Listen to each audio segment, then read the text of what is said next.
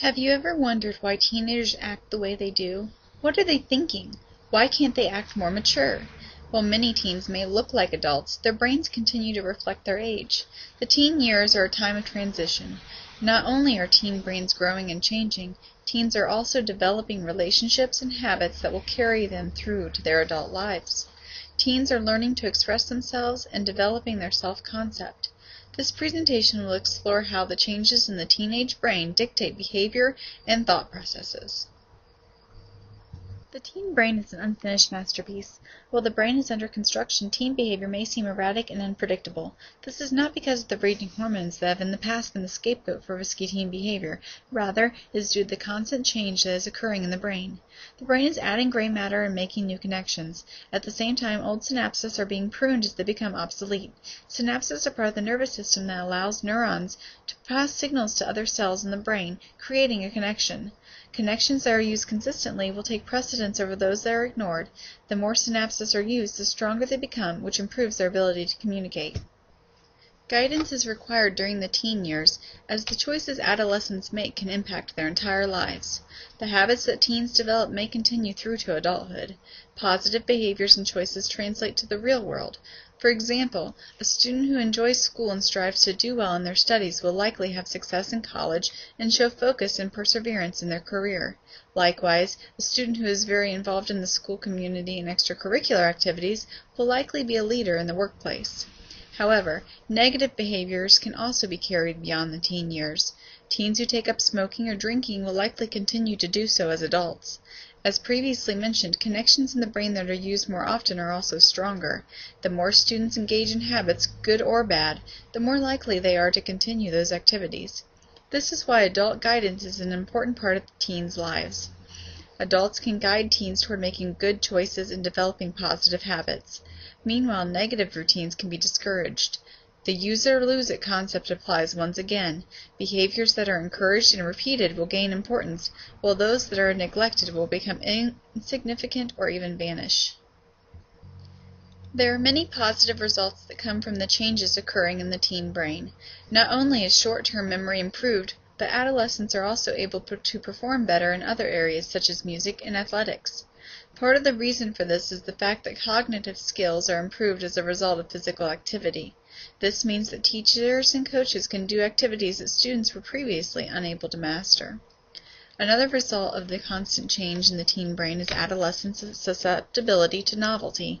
This explains why it sometimes seems as though teenagers' attention spans are non-existent. Teachers can harness student attention by employing engaging teaching strategies and techniques.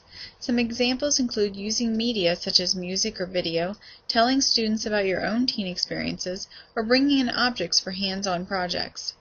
Along with increasing engagement in the classroom, it also helps to be extremely structured and organized.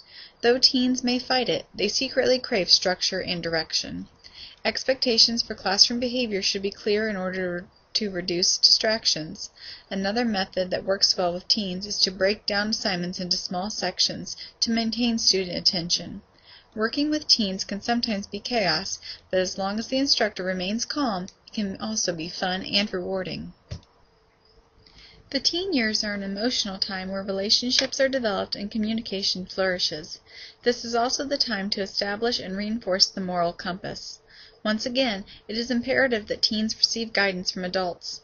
Though they will likely complain that adults intrude into their lives, the positive influence is still valued. The social interactions of the teen years are important for establishing the foundation for adult relationships and creating memories that will be drawn upon throughout life. Sometimes these relationships can seem tumultuous. Teens already have issues with random behavior due to their developing brains. Added to that is the fact that while teens experience a variety of emotions, they often have difficulty communicating those feelings. Self-concept and self-esteem are extremely important for teens to function. As the brain continues to undergo physical changes, levels of chemicals in the brain also fluctuate. When these chemicals get off balance, it can impact their mental state. These chemical changes can cause teens to become prone to mental issues such as eating disorders or depression. The lack of serotonin, a chemical that helps regulate mood and creates a sense of well-being, can also contribute to issues such as depression. Depression and eating disorders, if left untreated, can follow teens into adulthood. Teens today are growing up in a fast food, fast forward culture. This can lead to high stress levels. Physical activity, which produces feel-good endorphins, has also been shown to decline during adolescence. However, there are a number of things that can be done to help teens deal with these issues. Extracurricular activities, sports, and other outside influences can help take teens' minds off stressful situations as well as help improve self-esteem. Self-esteem is also reinforced by positive peer relationships. There are many things that teachers can do to support a positive self-concept among their students. A positive attitude can have a huge impact on class morale. Developing personal relationships with students also helps with feelings of self-worth. Teachers can also provide students who exhibit signs of depression or eating disorders with help, whether from a guidance counselor, support group, or informative website. Teenagers are also prone to rushes of dopamine in the brain. This rush can lead to an increased heart rate, giving teens a type of high. Dopamine rushes contribute to the risky behavior and choices observed in many teens. Teens also rely heavily on emotions rather than critical thought. This type of emotional decision-making explains why many teens are unable to understand the future consequences of their behavior and choices. Their frontal lobe is not engaged in the decision-making process, and therefore the possible outcomes of their choices are not considered. An example of technology that contributes to risky behavior in teens is the cell phone. Talking on the phone while driving can decrease driving ability significantly. Even more dangerous is texting while driving. Both of these require thought from different parts of the brain, which becomes extremely difficult. This type of multitasking is beyond the limits of the brain and can have deadly consequences. Males and females think differently and process emotions in different ways. Males who have an issue with a peer may have a verbal confrontation or even a physical altercation. They have been found to be more prone to violence and aggression due to the reduced levels of serotonin in their teen brains. Females often deal with issues differently. While some may be able to verbalize their feelings, many internalize them, which can result in problems such as eating disorders or self-mutilation. Cutting is a problem that is highly prevalent among teenage girls. The act of cutting releases endorphins, which result in a temporary feeling of well-being. While teens may find this satisfying, it is a harmful practice that only temporarily alleviates the pain they are feeling. It is important for adults to be on the lookout for teens exhibiting signs of these behaviors, such as students who always wear long sleeves, or who have suspicious cuts with no explanation. Hallmarks of eating disorders such as fatigue, an obsession with weight and appearance, or a reluctance to eat in front of others should also be taken seriously. It is also important to understand that it is not only boys who are aggressive or girls who have eating disorders or cut themselves. While one sex may be more likely to exhibit certain behaviors than the other, both boys and girls can suffer from any of the aforementioned issues. It is up to parents, teachers, and other adults to provide teens with safe, effective coping skills. Now that we as educators understand how the teenage brain works and why adolescents act the way they do, it is important to use that knowledge in our classrooms. The teen years are a time of transition. Schools should work to ease this transition by structuring the curriculum and instructional strategies to suit the teenage mind. It is important that teachers work to develop a sense of community. This can help foster healthy peer relationships which help protect teen self-concept and promote self-esteem. Instruction should be tailored to the interests of the students in the class. If the subject matter relates to their lives, teens will be engaged in their own learning. It is also vital that we introduce teens to the lives and experiences of others.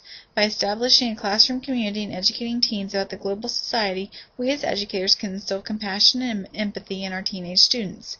Another concept that must be nurtured and encouraged is individuality. Teens must feel comfortable being themselves without the fear of negative feedback. Working in an urban school in a low-income area, I have observed the teen brain at work. Many students do not know how to deal with their emotions and react to conflict with aggression. Another issue that has materialized from poor coping skills is bullying, especially among middle school females. Students also have issues with concentration and are easily distracted. Feinstein wrote about how adolescents crave organization and structure. Structure is a high priority in our school. Students are taught rules, expectations, and procedures from the very first day. They know how they are expected to behave in every situation. If we provide students with guidance, we can help their transitioning brains develop into an adult mind. The behaviors teens exhibit today may impact their choices later in life. It is imperative that they receive guidance to help them make the best choices possible. While dealing with the ups and downs of the roller coaster that is the teenage mind can be challenging, it can also be extremely rewarding. By providing structure, promoting community, and offering understanding, we can help raise happy, healthy teens that will become confident adults.